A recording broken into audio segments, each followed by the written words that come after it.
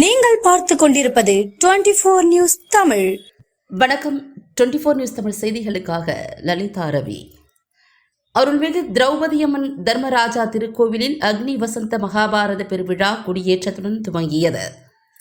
காஞ்சிபுரம் மாநகராட்சி செவிலிமேடு பகுதியில் அமைந்துள்ள அருள்மிகு திரௌபதியம்மன் தர்மராஜா திருக்கோவிலில் அக்னி வசந்த மகாபாரத பெருவிழா கொடியேற்றத்துடன் நேற்று கோலாகலமாக துவங்கியது.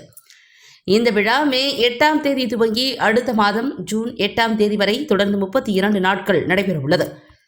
தினமும் மதியம் 1 மணி முதல் மாலை 5:30 மணி வரை மகாபாரத சொற்பொழிவும், அதனைத் தொடர்ந்து மாலை 6 மணிக்கு உற்சவமூர்த்தி திருவீதி உலாவும் நடைபெறுகிறது. விழாவின் துவக்க நிகழ்ச்சியில் சிறப்பு அழைப்பாளர்களாக சிவிலிமேடு முன்னாள் தலைவர் செல்வராஜ், திருவேங்கடம் ஐயர், பாலாஜி பட்டர், வெங்கடேச கணபதி பட்டர், ஊராட்சி மன்ற உறுப்பினர் சூர்யா தர்மராஜ், ஊராட்சி மன்ற தலைவர் மலர்கொடி ராமச்சந்திரன் உள்ளிட்டோர் கலந்து கொண்டு சுவாமி தரிசனம் செய்தனர். இதனைத் தொடர்ந்து சுவாமி அலங்கரிக்கப்பட்ட வாகனத்தில் வீதி உலா வந்து பக்தர்களுக்கு அருள் பாலித்தார். மேலும் 500க்கும் மேற்பட்ட பெண்கள் பொங்கல் இட்டு வழிபாடு நடத்தி நேர்த்திக்கடன் செலுத்தினர். விழாவிற்கான ஏற்பாடுகளை கோவில் நிர்வாகிகள் மற்றும் ஊர் பொதுமக்கள் சிறப்பாக செய்திருந்தனர்.